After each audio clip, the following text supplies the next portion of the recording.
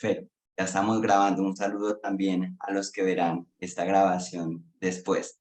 Les contaba que somos el grupo de estudiantes Misión en Contexto y tenemos el propósito de promover la reflexión bíblica, teológica y eclesiológica de la misión de Dios en el entorno latinoamericano.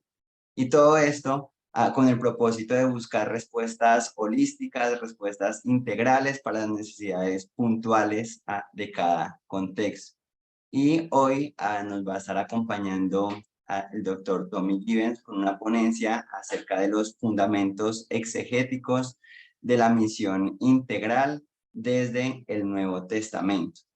Si quieres, Nubia, nos acompañas en una oración para dar la apertura a este grupo y de manera oficial también a nuestro grupo que tenemos casi que nuestra sesión inaugural componente el día de hoy.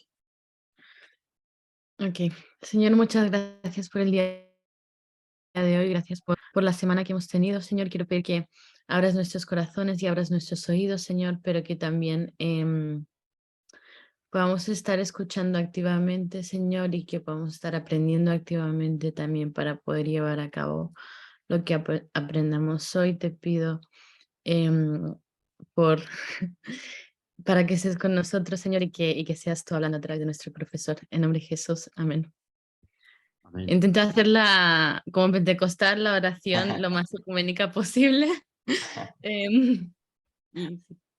Muchas gracias, La palabra Nubia. es tuya, Tommy. Te escuchamos, profe. Pues muy bien. Daniel, no sé si puedes darme el permiso de compartir mi pantalla. Listo, creo que ya puede hacerlo.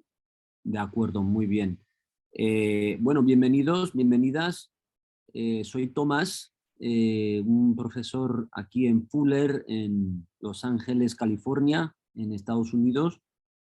Creo que varios de nosotros nos hemos conocido, pero otros no, así que un gusto conocer a los que no nos hemos conocido todavía. En Fuller, bueno, llevo unos 12 años como profe aquí enseñando Nuevo Testamento y también ética cristiana. Eh, Trabajo en los programas a nivel de maestría, posgrado y también a nivel de doctorado, y tanto en inglés como en español. La forma en que yo llegué a aprender el español es una historia muy larga, pero durante varios años, bueno, crecí en Los Ángeles con amigos mexicanos, más que nada, aprendí el español como adolescente por esas amistades, pero luego me fui a España y se me contagió el acento que están escuchando ahora. Y ahí estaba como misionero y no sé, para mí esa experiencia produjo una especie de crisis tanto teológica como existencial. Y esa crisis pues se encuentra un poco en el trasfondo de mi presentación en el día de hoy, porque yo me estaba frustrando, digamos, con la mentalidad de misión que yo había heredado. Y me resultó cada vez más difícil de compaginar con el contexto en que estaba trabajando, con lo que yo estaba viendo en las escrituras, y eso es lo que estimuló mi interés en la formación teológica, y por eso fui al seminario y todo eso. Eh, no sé, como varios de ustedes han estudiado conmigo ya lo saben, pero para aclararlo a los demás, para mí es muy interesante que los estudiantes puedan discrepar con el profe. O sea, que no he venido a imponer cierta idea de la misión, sino proponer cierta visión a grandes rasgos, nutrida por el Nuevo Testamento, y quisiera que todos nosotros pudiéramos dialogar, ¿no?, sobre lo que yo propongo, discrepar, puntualizar, en fin, espero que se sientan plenamente invitados a transmitir lo que es el parecer de cada uno. Resulta, me parece a mí, una comprensión mucho mejor a través de ese tipo de aprendizaje, ¿no? Además, yo les pedí a Nubia y a Daniel que pudiéramos recortar un poco la parte mía formal de ponencia a media hora más o menos para que hubiera más tiempo de coloquio, ¿no?, entre todos. Así que pienso presentar algo ahora durante igual 20-25 minutos y luego pues pasar directamente a un tiempo de debate, de preguntas, etcétera. ¿Les parece bien? Daniel, ¿estoy cumpliendo con mi mandato? Claro que sí, profe. Adelante. Muy bien, muy bien. Pues voy a compartir mi pantalla para que podamos usar unas diapositivas a guiar un poco nuestro estudio. Vamos a ver. Se ve bien, ¿no? La primera diapositiva se ve en la pantalla de ustedes. Muy bien. De acuerdo. Es interesante un poco cómo se ha planteado esto, porque por lo que Daniel acaba de decir, esta es la sesión casi inaugural, ¿no?, de este grupo de misión en contexto, y estamos empezando con un estudio exegético, o sea, abordando ciertos textos concretos del Nuevo Testamento para estudiar un poco su presentación de la misión cristiana.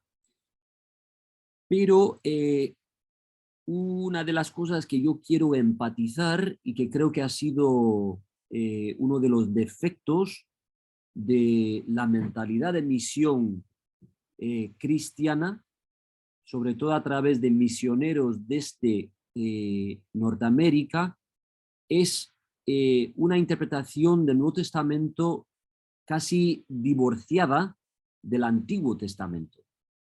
Entonces sé que mi colega, mi compañera Kyung-Jin Lee, que es una profesora en Antiguo Testamento, va a dar una presentación sobre los fundamentos exegéticos de la misión integral en el Antiguo Testamento, pero lo que yo quisiera señalar aquí ya de entrada es que realmente no se puede entender la misión según el Nuevo Testamento sin tomar en cuenta el Antiguo Testamento, porque el Nuevo Testamento en todo momento asume como su raíz la memoria, la profecía, la esperanza del Antiguo Testamento.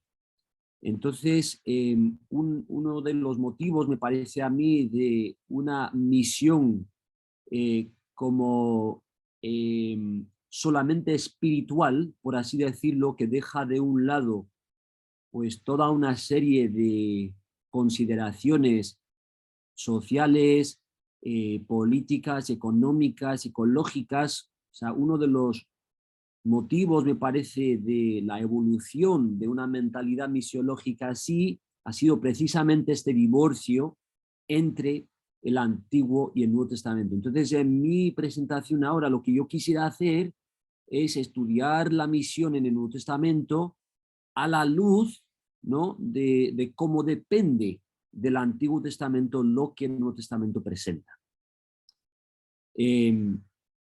Si nos lanzamos directamente al Nuevo Testamento sin tomar en cuenta la misión, por ejemplo, del Dios creador en la creación, en los patriarcas y matriarcas de la familia de Dios en la tierra, y luego el desarrollo de esa misión en el Éxodo, la ley, los reyes y los profetas y el exilio, pues vamos a tener una idea de misión en el Nuevo Testamento que carece de todo ese drama que hereda la generación de Jesús y que luego produce el Nuevo Testamento como su memoria.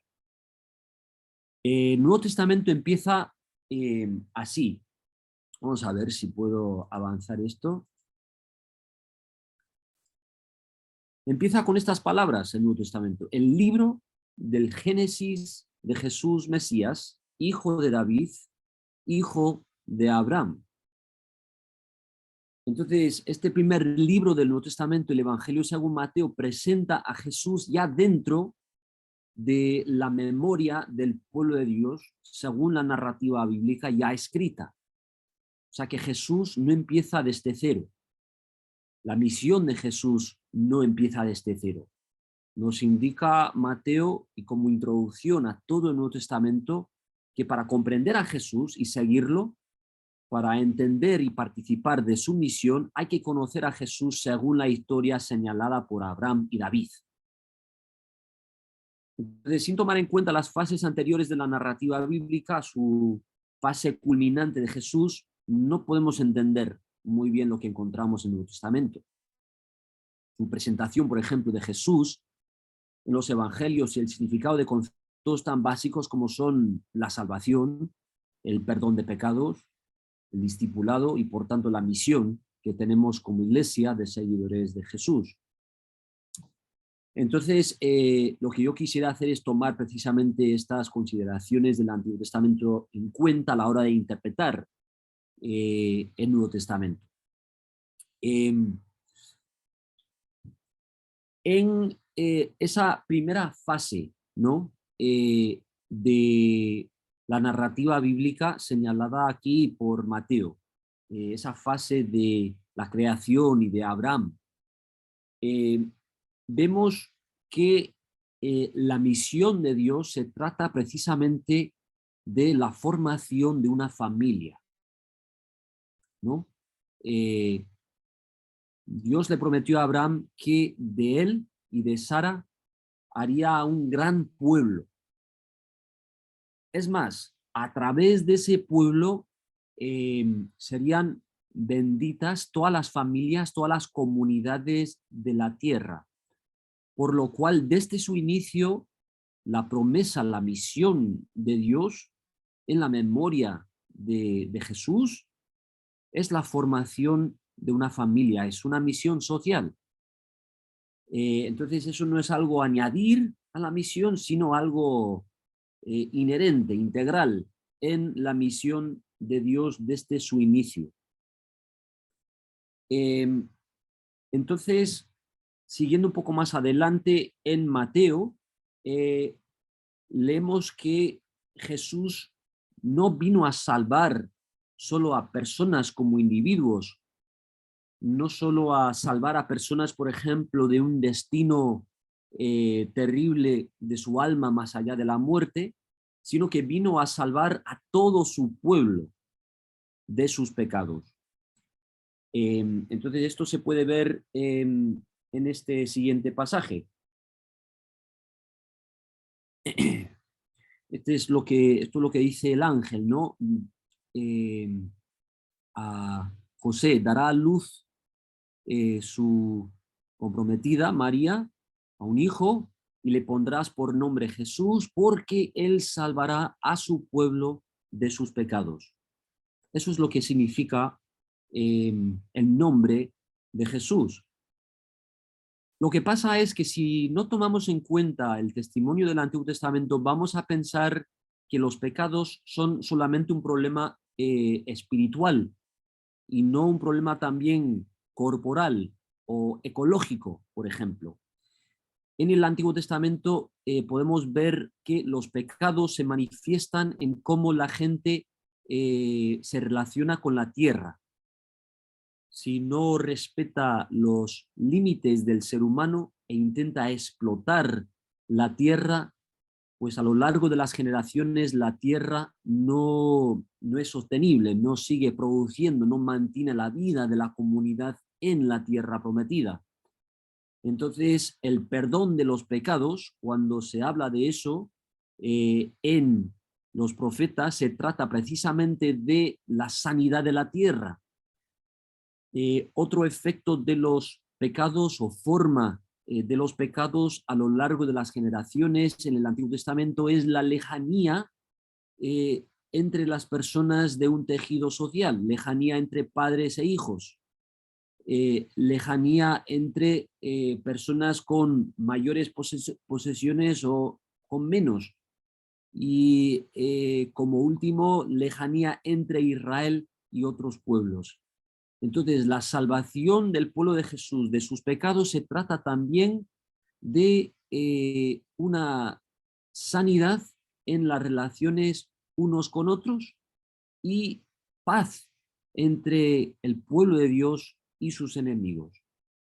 Si no tomamos en cuenta estas características del pecado en el Antiguo Testamento, podríamos concluir que la única tarea de Jesús es borrar cierta, no sé, cierta acta, por ejemplo, de pecado en el alma de cada persona.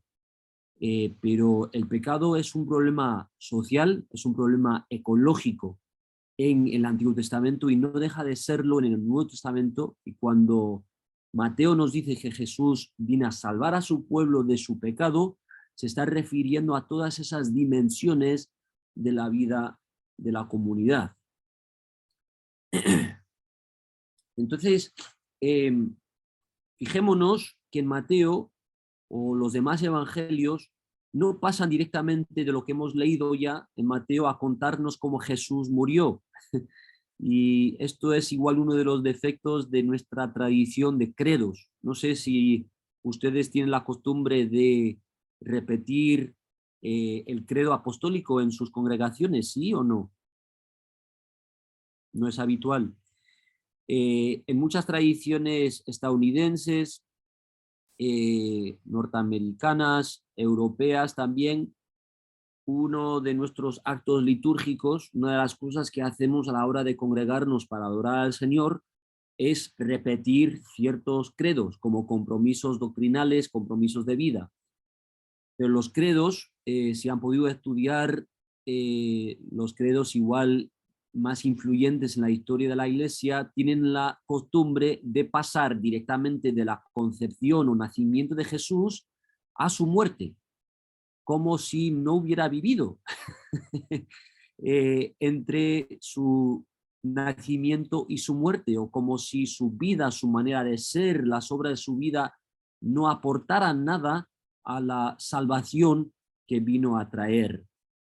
Entonces, los evangelios nos recuerdan que no es así, que el significado de la vida de Jesús, su poder salvar a su pueblo de sus pecados, tiene que ver con su manera de vivir, cómo trató con las demás personas, cómo enfrentó las dificultades de su generación, no solamente el sacrificio de su vida al final. Y a la luz de eso hay que entender esa donación de su vida al final como culminación de su manera de vivir. Y de ahí se deriva la misión que encomienda a sus discípulos. Bien, entonces en los evangelios no pasamos directamente a la muerte de Jesús, sino que recibimos toda una presentación de cómo Jesús vivió, y cada evangelio hace el esfuerzo de situar incluso a la vida de Jesús en el contexto del ministerio del profeta Juan el Bautista.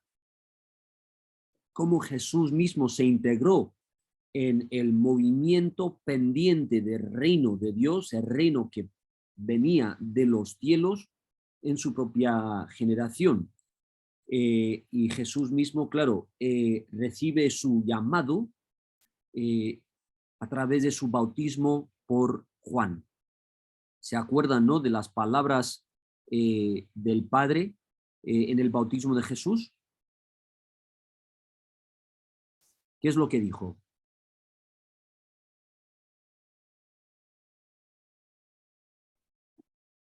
¿Se acuerdan? Adelante, José. Estoy formado en quien tengo complacencia o en quien me complazco. Muy bien. Entonces recibe un ungimiento del Espíritu, que es el poder de los reyes del Antiguo Testamento, si nos acordamos de Saúl y de David, y recibe esta palabra de su padre, que es su hijo, ¿no? El Hijo de Dios.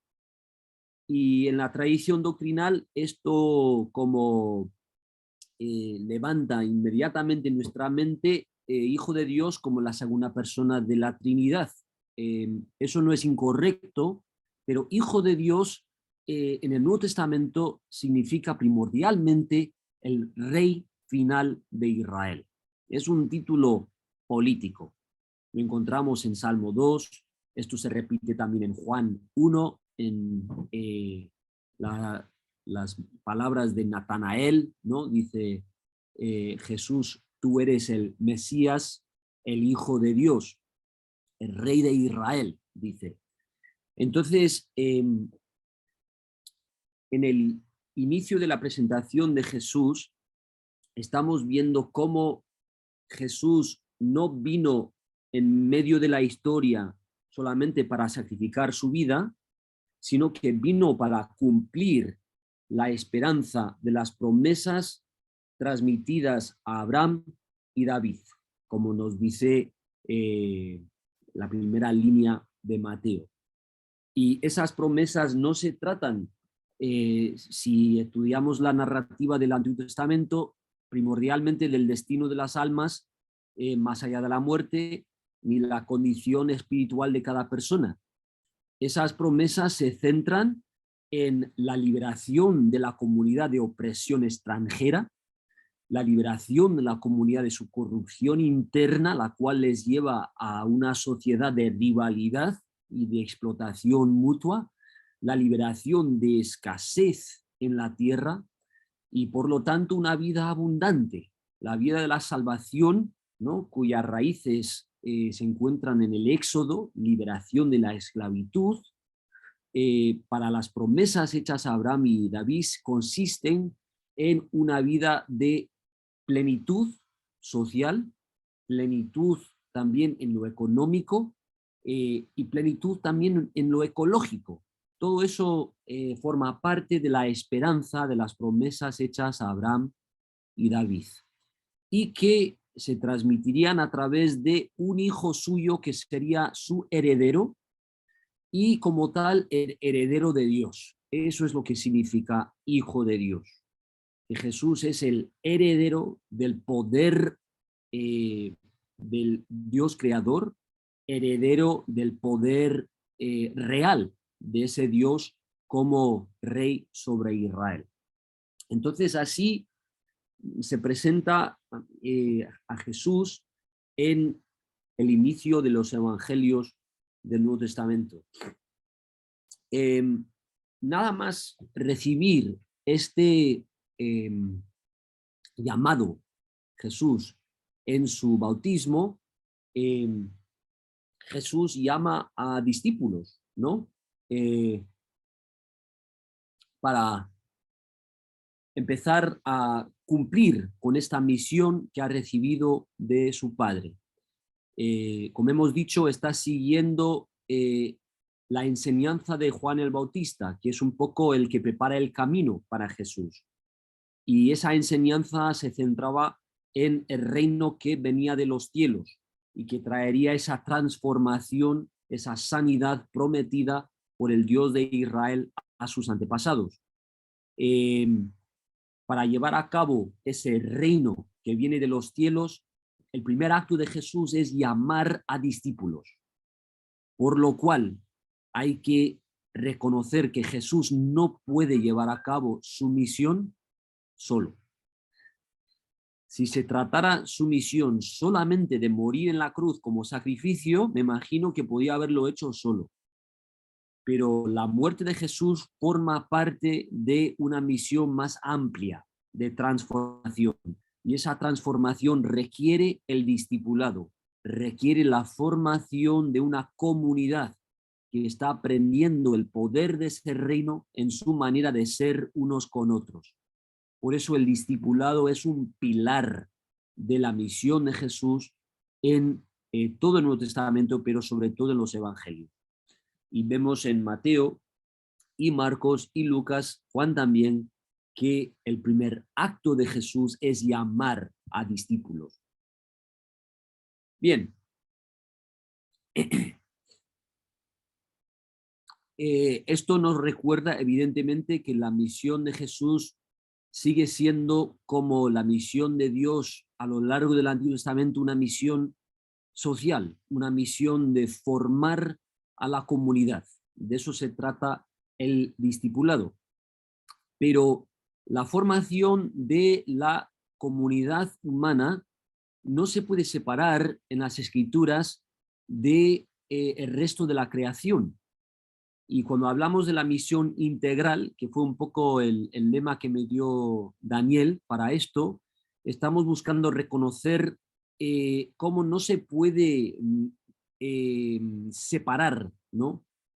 Lo espiritual de lo material, o lo del cielo de lo de la tierra, sino que hay que buscar reconocer las dinámicas de relación entre estas realidades en el testimonio de la Escritura. Entonces el ser humano no se nos presenta en las Escrituras como algo separable de la tierra o de los animales.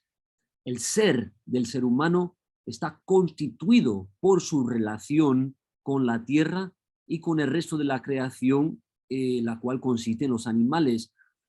De ahí que la misión de Dios a lo largo del Antiguo Testamento siempre es una misión ecológica. Busca fomentar una relación sana entre el ser humano y la tierra. Entonces, la tarea humana en esta misión es participar en ese cuidado y cultivación de la tierra, respetando sus límites y promoviendo su vida abundante de manera sostenible. Y Jesús enseña a sus discípulos y a otros en su generación, en su pueblo, cómo promover la salud y abundancia de la tierra sin explotarla, por medio de confiar en la provisión de Dios. Fe que nos lleva a respetar nuestros límites y a compartir generosamente, ¿no? Entonces, una de las señales de Jesús, sus obras de poder en el Nuevo Testamento, en este sentido, que cada uno de los 4 evangelios relata, es la de alimentar a una multitud de 5.000 familias en un lugar desértico de Galilea. Sus discípulos, por los pocos panes y peces que tienen, si se acuerdan, y su falta de visión correspondiente, no confían en la provisión de Dios. Y esta tendencia de no confiar en Dios es lo que históricamente, según el Antiguo Testamento, les ha llevado al pueblo de Dios y a otros pueblos también a sacar tanto provecho que pudieran de la tierra, a no dejarla descansar y a explotarla para repeler el temor al hambre y enriquecerse a expensas de otros. Y el efecto es, a largo plazo, la escasez de pan. Campos explotados que dejan de producir trigo y el dominio de los terrenos por unos pocos mientras la multitud pasa hambre. Esa es la herencia de la generación de Jesús y también la dificultad que enfrenta a sus discípulos. Entonces, tomando en cuenta ese contexto, vemos en este relato de la alimentación de los 5.000 cómo Jesús demuestra con lo poco que los discípulos tienen, cómo Dios lo multiplica para alimentar a los congregados y con 12 cestas de sobrantes que representan la provisión abundante para todo Israel, las 12 tribus. La misión de Jesús que está encomendando a sus discípulos, pues, es la enseñanza de cómo confiar en Dios como su proveedor y a no acaparar, a no vivir como rivales unos de otros que se explotan mutuamente y explotan la tierra, sino como colaboradores de fe. Pues nuestra misión como discípulos de Jesús es aprender esta fe de Jesús y ser testimonio de esta confianza en nuestros lugares, no explotándonos unos a otros o explotando los recursos naturales de la creación de Dios en busca de un pan escaso o una ganancia nuestra a expensas de otros, sino reconociendo nuestros límites, confiando en Dios, ¿no? Tomando en cuenta esos límites, trabajando y descansando juntos en una colaboración de fe con fruto abundante en la forma de alimento y otras necesidades básicas de nuestra comunidad y del resto de la sociedad de la que formamos parte. Entonces, eso nos da un poco del contexto de la misión de Jesús según los evangelios. Bueno, como he dicho antes, y vamos a dar paso a esto, al término de la salvación. La raíz del término de la salvación en las Escrituras es la salvación del pueblo de Dios de la esclavitud en Egipto. Y ese significado sigue siendo primordial, ¿no?, para el uso de la palabra salvación a lo largo del Nuevo Testamento. Entonces, esa salvación del pueblo de Dios en su historia abarca todas las dimensiones de su vida física, su vida espiritual, su vida de relación unos con otros, hasta con los animales, para que el pueblo pudiera ser un mensajero o instrumento de la misma salvación que ya estaba viviendo.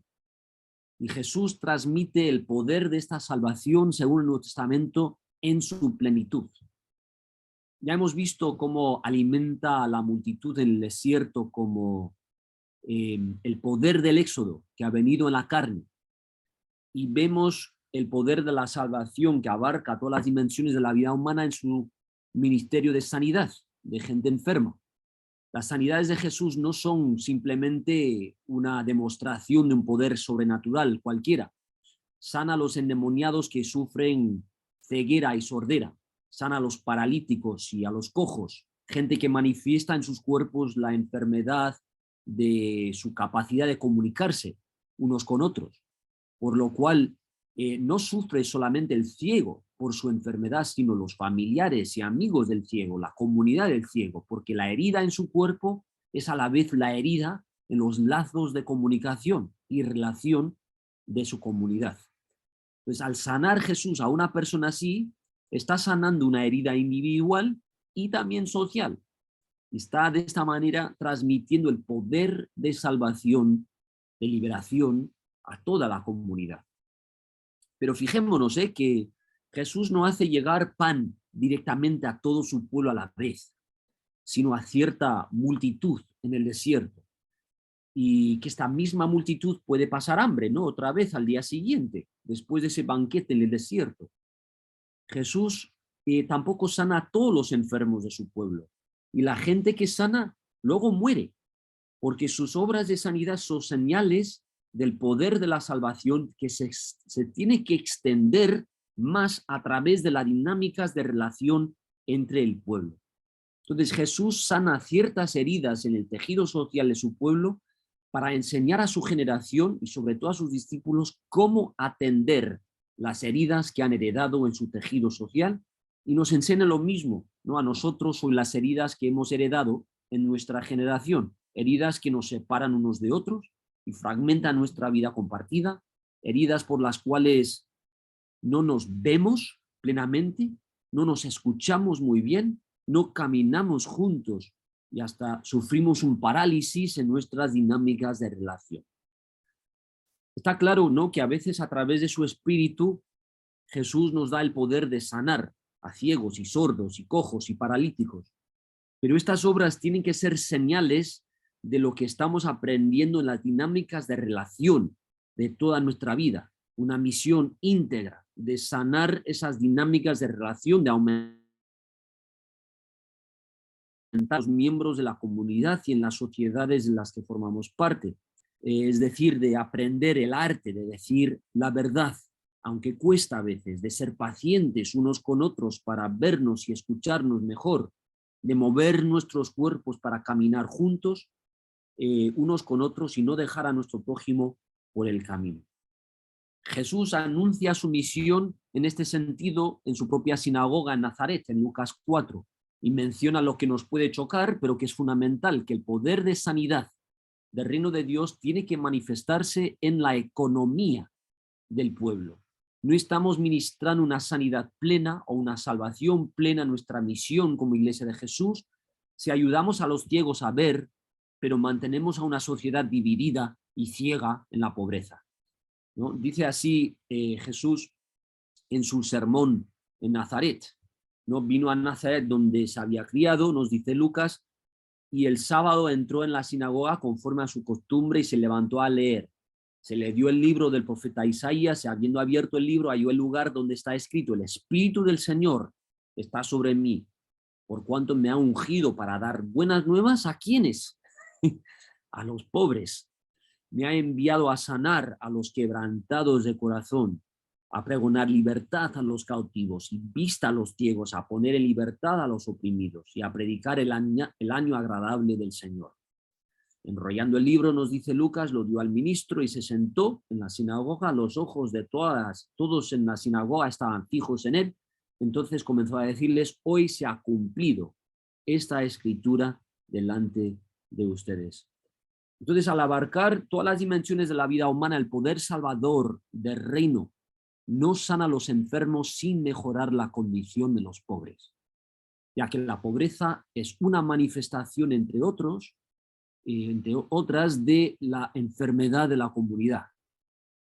Jesús viene a proclamar buenas nuevas a los pobres porque viene a formar a una comunidad que comparte, para que sus miembros sean liberados de la pobreza y promuevan la justicia económica en sus sociedades. Y esto es lo que vemos como fruto del poder de salvación del Espíritu Santo en la comunidad de los discípulos de Jesús en los Hechos. Dice así, a ver si este pasaje también creo que lo he puesto en una diapositiva, ¿no? Así que los que recibieron su palabra fueron bautizados y se añadieron aquel día como 3.000 personas y perseveraban en la doctrina de los apóstoles, en la comunión unos con otros, este es el término koinonía, en el partimiento del pan y en las oraciones. Sobrevino temor a toda persona. Muchas maravillas y señales eran hechas por los apóstoles. Todos los que habían creído estaban juntos y tenían en común todas las cosas. Vendían sus propiedades y sus bienes y lo repartían a todos según la necesidad de cada uno. Perseveraban unánimes cada día en el templo y partiendo el pan en las casas comían juntos con alegría y sencillez de corazón, alabando a Dios y teniendo favor con todo el pueblo. Y el Señor añadía cada día a la iglesia a los que habían de ser salvos. Entonces aquí vemos cómo el reino de Dios, el poder del Espíritu, que es el poder de la resurrección de Jesús, se manifiesta concretamente en la economía de la comunidad. No se puede separar las maravillas, ¿no?, de curar a los cuerpos de la realidad económica de la comunidad, de sus miembros. Entonces, así vemos un poco en la parte inicial del Nuevo Testamento este énfasis, ¿no?, en las varias dimensiones de la misión de Jesús, la cual encomienda a su iglesia de discípulos y que nosotros hemos heredado como iglesias en nuestra generación.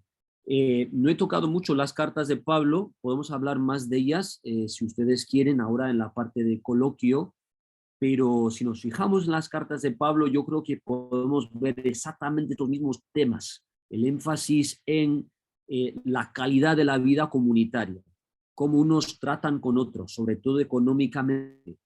Su enseñanza a los corintios, por ejemplo, en 1 Corintios 11, sobre la cena del Señor, la comunión o Eucaristía, según se quiera escribir,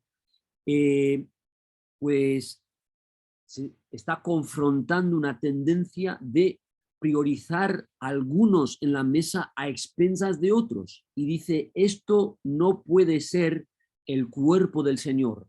El cuerpo del Señor tiene que reflejar cómo el Señor daba de sí mismo para que hubiera una especie de vida en común.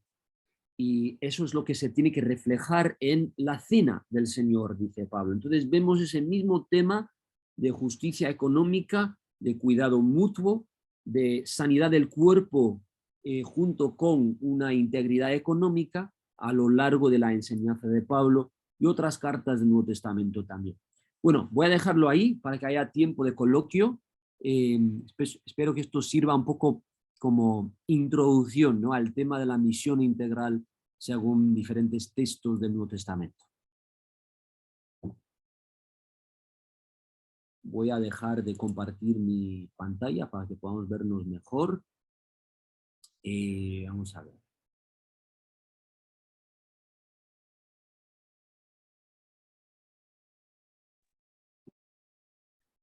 De todas maneras, mientras estoy haciendo esto, me parece, Daniel, si no quieres decir algo, podemos ya pasar a unas preguntas, comentarios, refutaciones, lo que quieran compartir. Perfecto. Muchas gracias, doctor Tommy, y de verdad qué buena ponencia y qué buena manera de inaugurar nuestro grupo. Yo estaba aquí intentando tomar nota, pero realmente no podía y tengo que escuchar la grabación nuevamente. Por aquí me escribían también en el chat a pedirme la grabación porque de verdad que hay muchos elementos que nos ayudan desde esa parte exegética a reflexionar en esta misión integral desde el Nuevo Testamento y como todo el impacto que luego eso va a tener también en nuestro quehacer en medio de nuestras comunidades. Así que, bueno, muchas gracias. Y queremos abrir entonces el espacio para preguntas.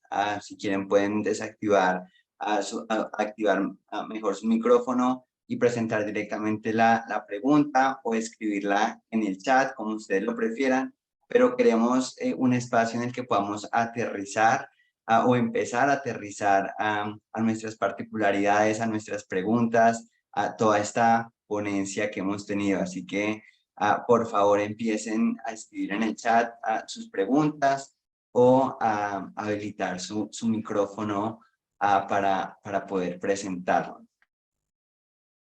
No sé quién quiera iniciar con alguna pregunta. Don Daniel,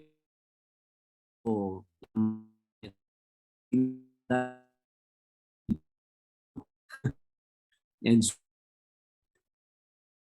para que parezca Creo que está fallando un poco la conexión.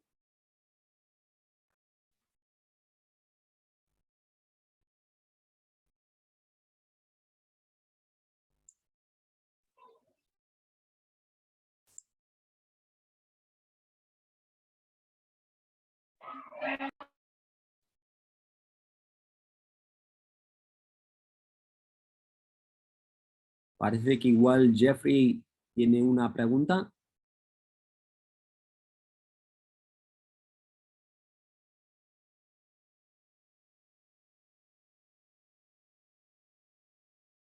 Y Jeffrey, ¿vas a preguntar algo? Ya puede Sí, volver. Yo tengo una pregunta, ¿sí me escuchan bien? Sí, Jesús, te escuchamos bien, adelante. Sí, yo noté unas cositas acá. Ah, cuando mencionabas el asunto de las heridas del tejido social, sería el equivalente a lo que algunos llaman pecado estructural. ¿Ah? Buena pregunta, gracias. Yo creo que sí, que se puede entender las dificultades sociales del ser humano según la presentación como un fenómeno estructural, en el sentido de que no se trata simplemente de los defectos de las personas como individuos, sino también depende de las estructuras de su organización, sus costumbres, su organizarse. Entonces, no tenemos, o sea, hay que responder no solamente ¿no? a la necesidad de transformación de cada persona o incluso de nuestras dinámicas de comunidad, sino también de las estructuras que dan forma a nuestra vida en común a lo largo de las generaciones. Me parece que este es un tema no muy fácil de explicar porque las escrituras, sobre todo la enseñanza de Pablo, tampoco nos da a entender que vamos a arreglar nuestros problemas de injusticia cambiando las leyes. La ley puede, las leyes engendrar un trato unos con otros. Entonces, esto que puede un cambio formal de estructuras legales u otras estructuras, pero creo que tiene que también haber un movimiento orgánico de transformación de la comunidad también, el cual abarca no solamente de trato social, sino también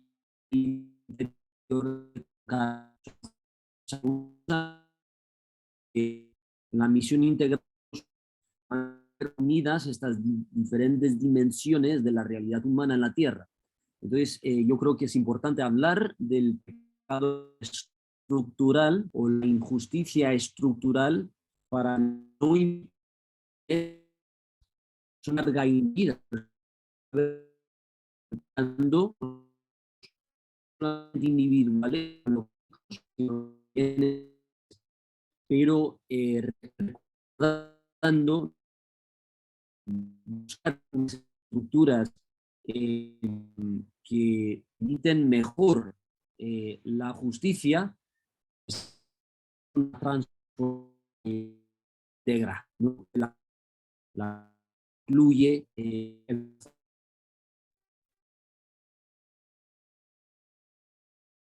Yo tengo también otra pregunta. Y creo que necesita un poquito como que una explicación para que se entienda la pregunta. Estaba el otro día charlando con uno de mis compañeros eh, y llegamos a la conclusión de, o sea, bueno, llegamos al tema de por qué, por ejemplo, Alemania, a pesar de estar en una crisis y tal, mucho más digamos, económicamente próspero que otros países. El momento era que la razón principal por la cual vemos que muchos países en el oeste son más prósperos es por tienen valores cristianos. Y no sé, yo creo que esta línea de pensamiento que usted está compartiendo también como que llevaría a esa misma conclusión, de cierta forma. Entonces, ¿cómo, cómo podemos equilibrar la idea de que riquezas o tipo estabilidad económica no son sinónimos del reino de Dios o de vivir bien a cabo valores cristianos? buenísima pregunta. Yo creo que para empezar tenemos que tomar en serio el testimonio de las Escrituras, por ejemplo, que Jesús era un hombre sin techo. Dijo que no tenía donde recostar su cabeza, Mateo 8. Dependía de la generosidad de ciertas mujeres para su pan de cada día. Entonces, si la prosperidad material es lo que siempre se refleja por unos valores buenos o cristianos, Jesús no fue un buen cristiano porque fue un pobre. Eso para empezar. Otra cosa que yo creo que hay que reconocer es que el reparto de riqueza que hoy día se puede observar es fruto de muchas cosas. Unas cosas muy complicadas. Entre ellas habría que hablar de cómo Alemania, Estados Unidos, otros países del norte están llenos de la riqueza de lugares que han colonizado durante cientos de años. Entonces, no vamos a celebrar el robo, si es que el robo contribuye a una abundancia material, como supuestamente el fruto de buenos valores cristianos. Esto no quita, ¿no?, que haya una relación entre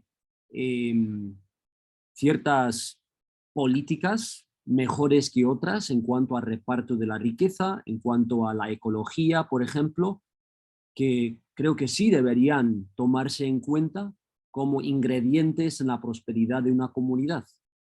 Alemania, para mí, no sé si esto se puede atribuir a su historia cristiana, creo que hasta cierto punto igual, pero en otras maneras no. Sí que ha seguido ciertas políticas de organización interna en cuanto a su economía, en cuanto a ecología, que han fomentado la prosperidad de la comunidad como algo que creo que hay que celebrar y aprender de ello. Pero me parece que una línea directa entre valores cristianos y abundancia material no es algo defensible según las escrituras. La relación es mucho más compleja. Lo que no quiero descartar, ¿no? Es la esperanza de una plenitud material bien compartida como fruto del reino de Dios, porque creo que sí, eso se nos presenta en las escrituras, pero de eso no se puede concluir que en cada caso en que hay abundancia material, que esto será fruto de buenos valores cristianos, porque no es así, ¿no? Habría que estudiar las otras causas de cierta abundancia en cierta fase de la historia en algún contexto. Gracias. ¿Añadir algo, Nubia, a eso? No, o sea, es que es como que no sé cómo una conversación continua, ¿no? Sí. Em, y también, o sea, una no le puede cambiar la mente a nadie. Pero sí, o sea, son puntos que traje yo también, sobre todo la colonización. Em, y exacto, y, o sea, y también de eso contrario, hay muchos países donde hay mucha gente cristiana, y en esos países no hay ninguna prosperidad económica. Entonces, creo que es muy peligroso el ponerle un valor moral, porque si al final tu santidad termina siendo como algo moral, a cuánto dinero, cuánto éxito tienes. Y creo que es una idea muy capitalista. Y Claro, no que el capitalismo sea 100% malo, pero no es el evangelio. ya. Entonces, sí, espero, gracias. Muy bien. Esto igual tiene que ver con la pregunta de Jesús también, porque hoy día muchas veces definimos la riqueza en términos de dinero o de posesión. Eso realmente no se compagina muy bien con la riqueza que encontramos en las escrituras. Tener mucho dinero en sí no constituye una riqueza íntegra, ¿no? O abundancia según la presentación de las escrituras, porque la riqueza se trata de la abundancia de una vida en común, una sostenibilidad intergeneracional, por ejemplo. Es un concepto de una vida compartida, no propiedad privada.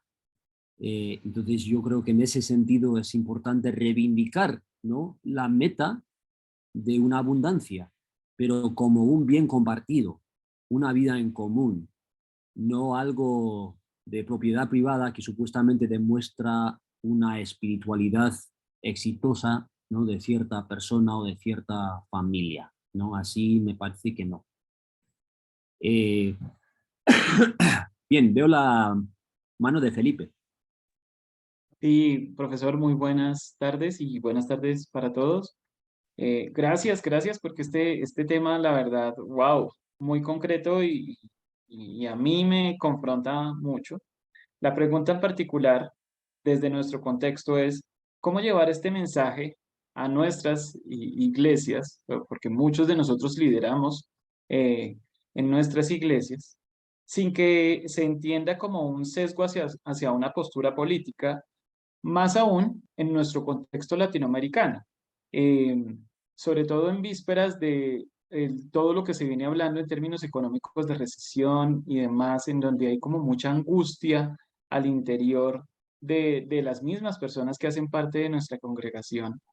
Y hago el énfasis en nuestro contexto latinoamericano porque las posturas políticas muchas veces se aprovechan de ese tipo de cosas para llevar un mensaje contrario. Entonces, o qué creería usted, profesor, Ya. desde su perspectiva, cómo lo podríamos llevar?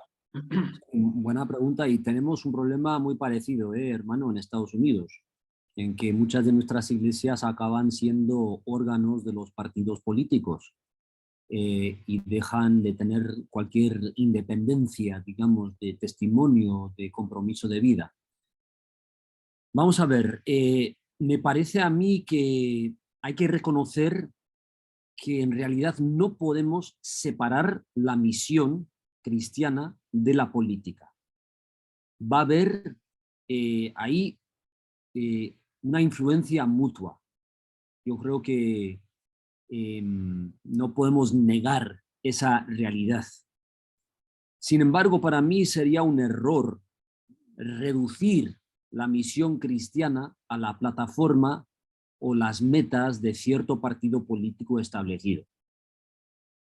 Entonces, ¿cómo vamos a enfrentar esto o enseñar esto en nuestras iglesias? Para mí es importante nutrir nuestro discurso continuamente de la enseñanza de las Escrituras y de voces diversas como maestras y maestros de esas Escrituras en la comunidad, para que nuestra guía como comunidad no proceda directamente de cierto mandato político establecido, de cierto partido, sino que nazca continuamente del testimonio de las Escrituras con la ayuda del Espíritu en nuestras comunidades. Pero eso dicho, hermano, yo creo que sí tenemos que reconocer que nosotros como comunidad estamos abogando por cierta transformación, no solamente de nosotros como comunidad eclesial, sino de la sociedad de la que formamos parte. Y en ese sentido, nuestro mensaje, nuestra vida, no deja de tener cierta calidad política. Pero lo que queremos para mí intentar mantener es cierta visión propia cristiana de la transformación por la que estamos abogando, para que nuestra misión no acabe siendo como poseída o hasta explotada por ciertos intereses políticos temporales y que muchas veces no tienen una integridad moral. Entonces aquí, por ejemplo, en nuestras iglesias hablamos de candidatos, hablamos de ciertas propuestas legislativas, hablamos de conflictos en el gobierno municipal, pero hacemos un esfuerzo por no ser pues una representación más de cierto partido establecido, sino de poder entrar en un diálogo crítico con todo partido político y con toda propuesta política. Eso para mí es importante, porque si no podemos mantener esa postura crítica con todo establecimiento político, resulta que la misión de la Iglesia acaba siendo una extensión, ¿no?, de cierto movimiento temporal político. Y nuestra misión tiene que ser, para mí, algo más duradera que ese tipo de, ya sabes, ¿no?, explosión política en este momento. Muchísimas gracias. De nada, de nada. Yo creo que lo sucio que a veces es la política en nuestros contextos nos lleva a querer como insular a la Iglesia o así su discurso, su enseñanza de toda implicación política.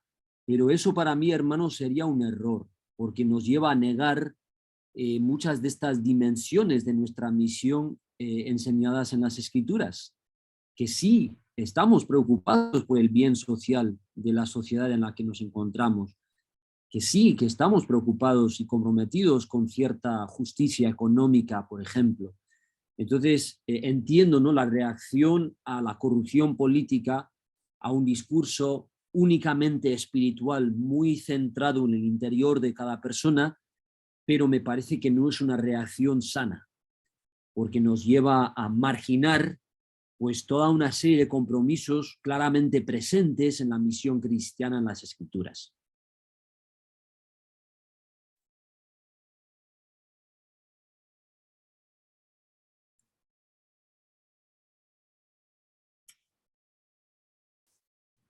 Daniel. Ok, ya pude resolver ahí unos problemas de conexión que tenía. Tengo una pregunta en línea con lo que Felipe hablaba y es un poco qué podemos decir a quienes se oponen a la misión integral porque consideran que tiene un compromiso ideológico con el marxismo, especialmente a este concepto de justicia social, que tal vez aquí lo hemos visto con justicia económica, con otros matices, pero particularmente con este concepto de justicia social que se ha visto muy afín a ideologías políticas marxistas y rechazado del todo debido a esto. Ya. Bueno, esto igual estás hablando también de esa declaración de Dallas, ¿no? Que mencionaste en nuestro correo. Sí, la declaración de Dallas sobre la justicia social y el evangelio.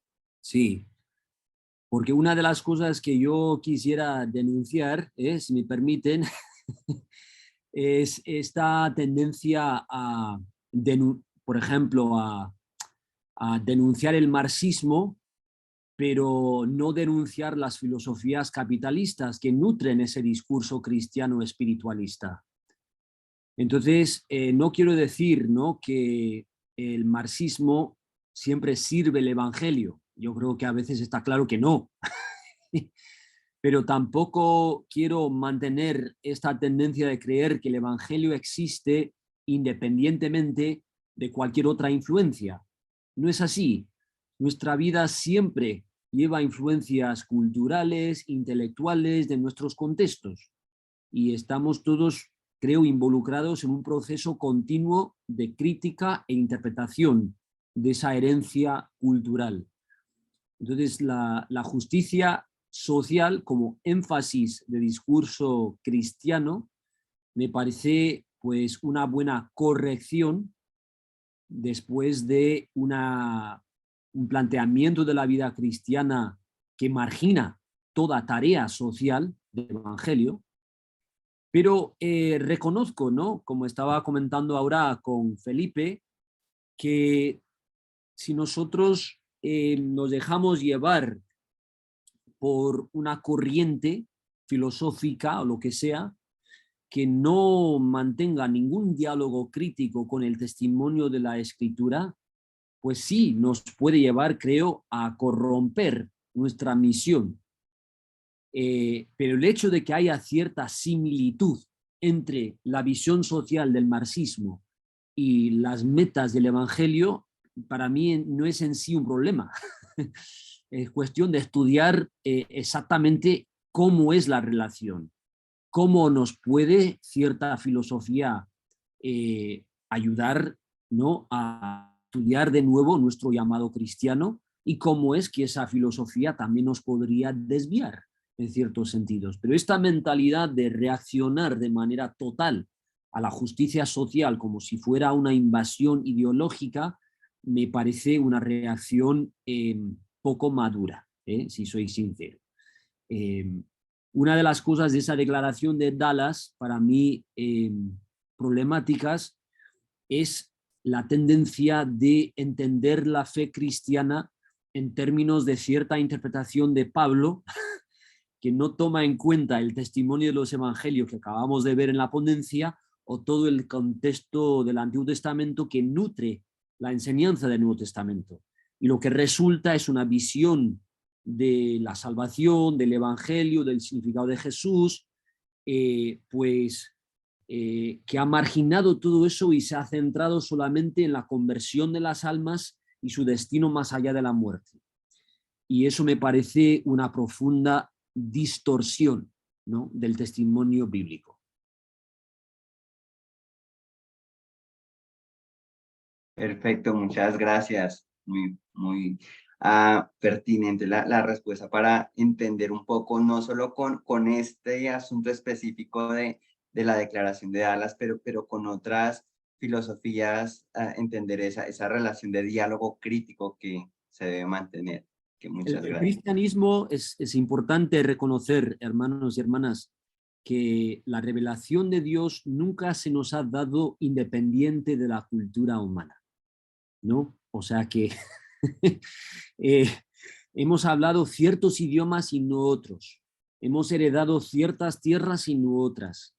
Ciertas relaciones sociales y no otras. Y la revelación de Dios siempre se ha dado en esos contextos. Moisés se formó en la casa de Faraón. Eso sí que influyó en cómo él canalizó, ¿no?, lo que él había entendido de la revelación del Dios de Israel a su pueblo. Lo mismo habría que decir, ¿no?, sobre la influencia de la cultura griega, ¿no? El Nuevo Testamento está escrito en griego. Hay evidentes influencias de Aristóteles, ¿no?, en la enseñanza de Pablo, por ejemplo, sobre el orden doméstico. Esto para mí no es una corrupción, es un testimonio de que la realidad de Dios no es ajena a la realidad humana, sino que abraza y forma a esa realidad. Entonces no estamos buscando un evangelio libre de cultura, sino un evangelio que nos permite entrar en un diálogo crítico, pero también agradecido con toda manifestación cultural. Porque para mí no hay un contenido del evangelio precultural. El único evangelio que se ha dado nunca es un evangelio ya formado por muchas culturas.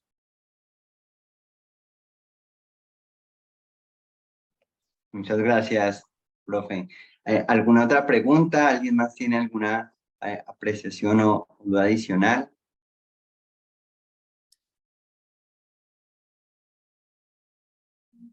Mientras piensen igual un momento, si hay alguna pregunta más, yo quería volver a la pregunta de Jesús sobre esto del pecado estructural para dar un ejemplo concreto de lo que queremos decir por estructura. Una de las estructuras que caracteriza a todas nuestras sociedades en Latinoamérica, en Norteamérica también, sociedades ya bastante industrializadas, es la lejanía entre la vida urbana y la tierra. O sea, hoy día nosotros creemos que la comida, el alimento, viene de la tienda y que es cuestión de dinero. Esa es una estructura de nuestra sociedad. Y debido a esa estructura es muy difícil que nosotros podamos cultivar una relación sana con las tierras de las cuales nuestros cuerpos dependen. Entonces, si vamos a buscar la sanidad en nuestra relación con la tierra, hay que estudiar las estructuras de la industrialización que han promovido esa lejanía entre la tierra y la vida urbana, ¿no? Y muchas veces la explotación de los campesinos y de los campos para la nutrición de los centros urbanos, mientras que los que habitamos esos centros urbanos somos casi perfectamente ignorantes del precio de nuestra vida, ¿no? De cómo estamos destruyendo muchos lugares simplemente a través de o por medio de nuestros hábitos más normales de comprar comida en la tienda por esta cantidad de dinero. Entonces Jesús, ese sería un ejemplo de una estructura. No es solamente una ley, ¿no? O sea que hay leyes sobre esto, pero así se ha organizado nuestra sociedad. Y eso afecta el tejido social, cómo nos tratamos unos con otros, afecta nuestros apetitos, afecta nuestra calidad moral y afecta evidentemente nuestra relación con la tierra. Entonces eso sería un ejemplo de una estructura que tiene características pecaminosas que las escrituras nos llaman a confrontar y no solamente a pensar cómo debería gastar mi dinero. Eso no es una pregunta adecuada, moralmente hablando, como cristianos. Tenemos que preguntarnos también de qué deberíamos poder hacer dinero. O sea que hay ciertas cosas que se deberían monetizar, convertir en moneda, o es que ese fenómeno mismo está produciendo problemas, ¿no? Entonces no es cuestión de cuánto ofrendar solamente, sino de cómo ganamos el dinero que tenemos.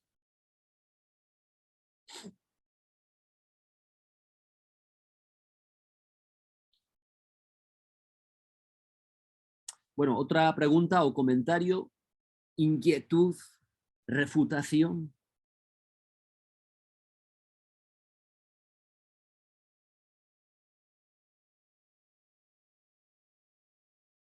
Bueno, Daniel, igual hemos agotado, ¿no?, las inquietudes por el momento. Bueno, Jeffrey, ¿estás ahí hablando? Sí, disculpe que estoy en la calle, los he estado escuchando por señal. Yo tenía una pregunta también No sé si se me escucha bien. Sí, te escuchamos, hermano, sigue. Sí se me escucha. Sí. Ok. Yo quería, estaba escuchando que estaban hablando sobre justicia social.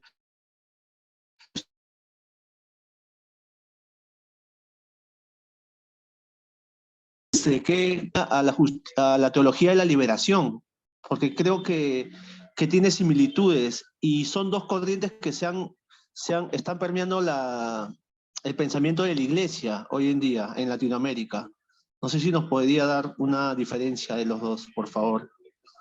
Sí, por supuesto. La teología de la liberación empezó como movimiento cristiano en Latinoamérica en la Iglesia Católica, más que nada, ¿no?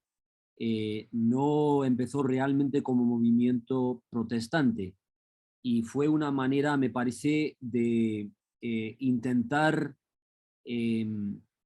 como reivindicar ciertos elementos de la vida cristiana, muchas veces reprimidos por los gobiernos establecidos en Latinoamérica. Evidentemente tenía una relación bastante estrecha con diferentes filosofías de reorganización económica, como es la filosofía del marxismo.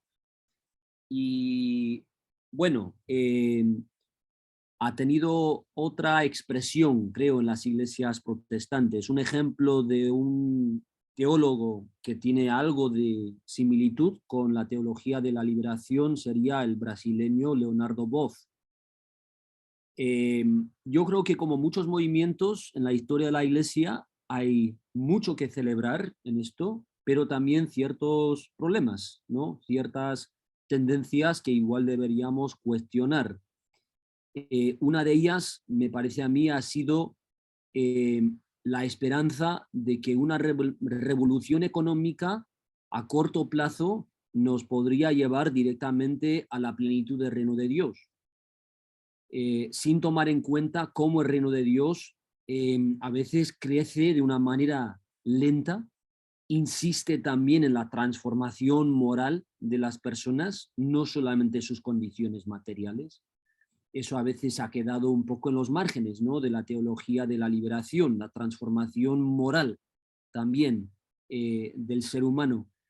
Entonces, el movimiento protestante de la misión integral pues ha querido de alguna manera responder de modo crítico a ese movimiento de la teología de la liberación, reconociendo lo correcto que es abogar por la justicia económica, la justicia social, pero no por medio de marginar la transformación moral de las personas. También la urgencia de la vida comunitaria de la Iglesia. Entonces, así se podría diferenciar, ¿no?, un poco entre la teología de la liberación y otros esfuerzos cristianos, protestantes, por ejemplo, por la transformación no solamente moral, sino también de la realidad social y económica y hasta política también de sus sociedades. Ok, profe, muchas gracias. De nada. Bueno, ¿alguien más? Bueno, una de las cosas que no he hablado mucho, pero me habría gustado hablar más, es que Jesús, para mí, sería correcto entenderlo como revolucionario. Pero es muy interesante cómo fue su revolución. Y una de las características de ellas que también se puede diferenciar de algunos movimientos de liberación en Latinoamérica es que Jesús se negó a recurrir a la espada o a las armas para coaccionar una transformación social. Constituyó Jesús una amenaza al orden establecido y es por eso que fue ejecutado, pero no constituyó una amenaza por medio de organizar una milicia violenta para, por ejemplo, decapitar, ¿no?, el régimen establecido en Jerusalén. Y a veces la teología de la liberación nos ha llevado en diferentes lugares de Latinoamérica, pero también en otras partes, a para mí, a tolerar maniobras violentas que no deberíamos de tolerar como discípulos de Jesús, a mi juicio. Entonces eso sería otra manera igual de distinguir entre algunos movimientos de la teología de la liberación y lo que me parece a mí que es la misión de Jesús tal como la encontramos en el Nuevo Testamento. Gracias, profe.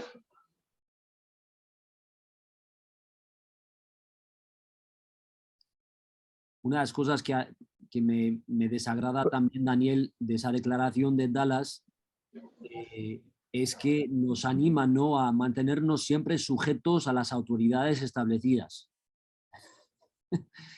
Y es muy difícil que Jesús fuera crucificado, portándose así, ¿no?, tal como esa declaración nos anima a portarnos. Y tampoco que Pablo escribiera ninguna carta de la cárcel.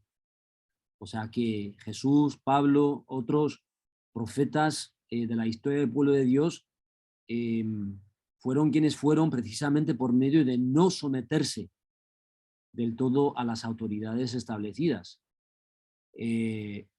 Entonces es curioso, ¿no?, que muchos de los que firmaron esa declaración de Dallas abogan por la sumisión, ¿no?, de los cristianos a las autoridades en Estados Unidos, en países así, pero son las mismas personas que están abogando por la guerra masiva en lugares de Irak o Afganistán.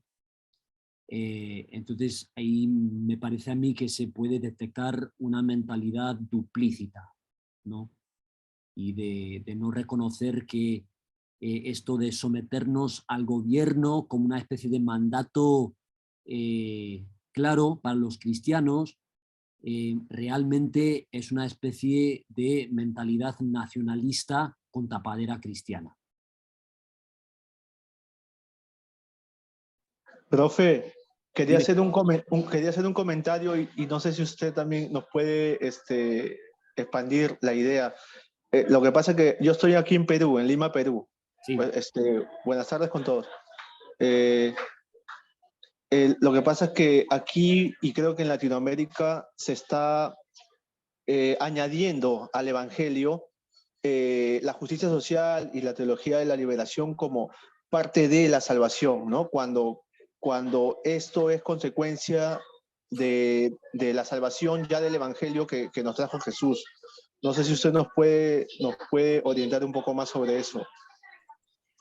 Sí, y no sé, Jeffrey, si has podido escuchar toda la ponencia, pero esto fue algo que mencioné un poco al principio.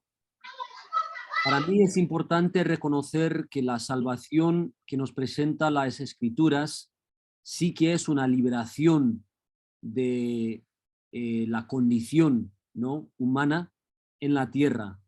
La salvación, su raíz, se ubica en el éxodo de Israel. Entonces la salvación de Israel en ese sentido fue su rescate, su liberación de la esclavitud en la tierra. Evidentemente había más, ¿no?, que el pueblo tenía que experimentar en su salvación, pero no menos. Y lo mismo se puede ver en el Nuevo Testamento, que Jesús vino a salvar a su pueblo de sus pecados, pero esos pecados se manifiestan no solamente en la corrupción interior de cada persona, sino también en la injusticia, la manera en que su pueblo se estaba tratando unos con otros, la enemistad que había entre su pueblo y otros pueblos, la lejanía entre padres e hijos, la explotación de la tierra.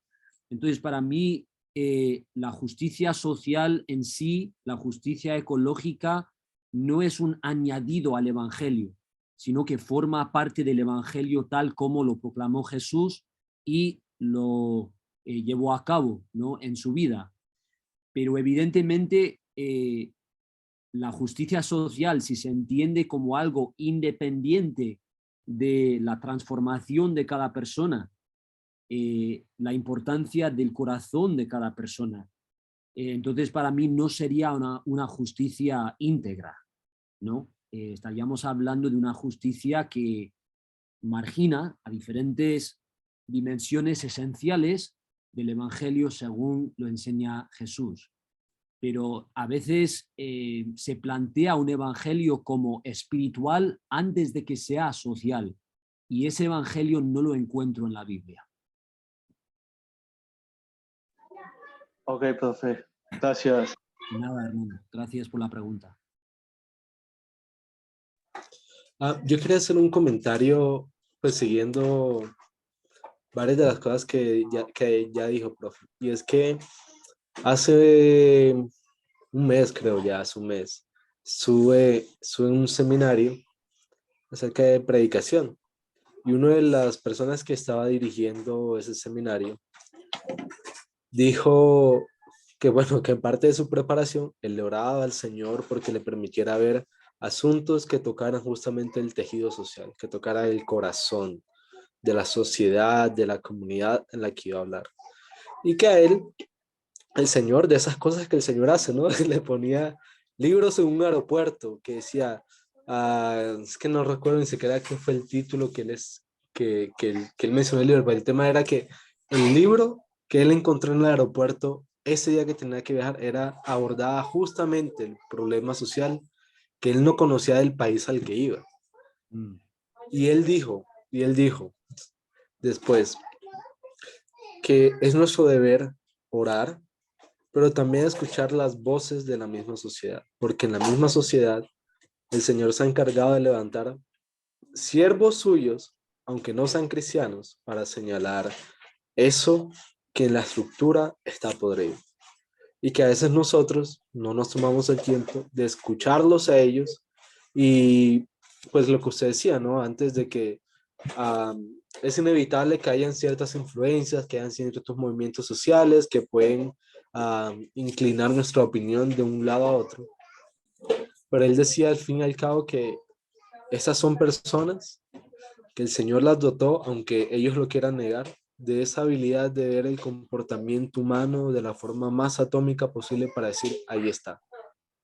Y que nuestra labor de predicar el Evangelio, incluso de poder vivirlo, digamos, tiene que ir de la mano a escuchar esas voces también.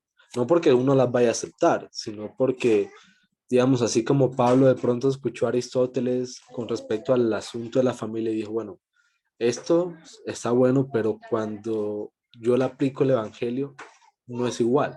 Tiene este matiz, ¿no?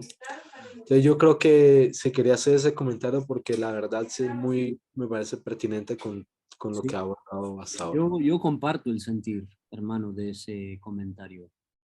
Y creo que las escrituras nos llevan precisamente a esa sensibilidad, ¿no? De poder aprender de todos y de muchos, y no solamente de gente que comparte toda nuestra convicción cristiana. Jetro, por ejemplo, ¿no? El suegro de Moisés, era sacerdote de otro Dios. Y sin embargo, Moisés aprendió de Jetro cómo organizar a Israel frente a las diferentes dificultades en pleitos y tal que había, ¿no? En la comunidad. Lo mismo ocurrió con Ruth, ¿no? De Moab, una persona de otro pueblo, pero que se unió al pueblo de Israel y debido a su trasfondo en parte pudo abogar por el bien de su suegra y del futuro de su familia. Pues tenemos muchos ejemplos en las escrituras de gente no del pueblo de Dios que de alguna manera pues es fuentes de sabiduría, de conocimiento, que ayuda al pueblo a llevar a cabo su misión. Entonces, para mí deberíamos ser como comunidad muy abierta, aprender de muchas fuentes diferentes, recordando que en todo caso vamos a mantener, esperamos, ¿no? un diálogo crítico con esas fuentes. No es cuestión de aceptar del todo, ¿no? Cualquier cosa, pero sí poder aprender de todos.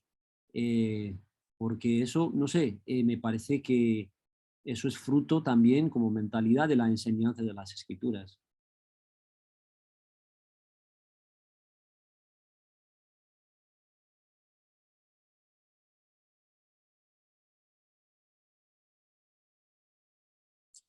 ¿Alguna pregunta más, hermanos, hermanas?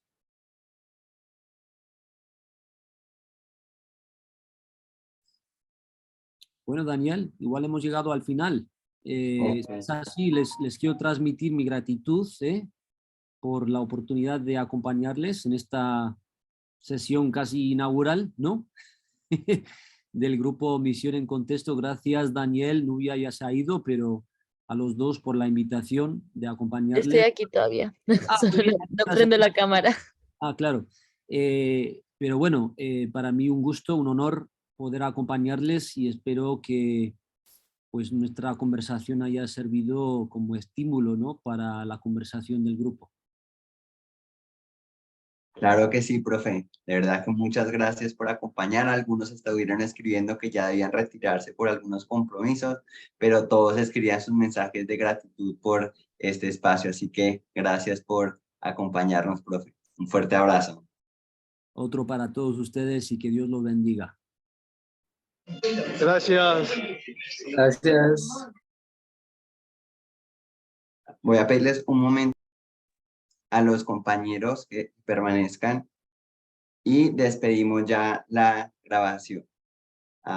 Esperamos compartirla muy pronto.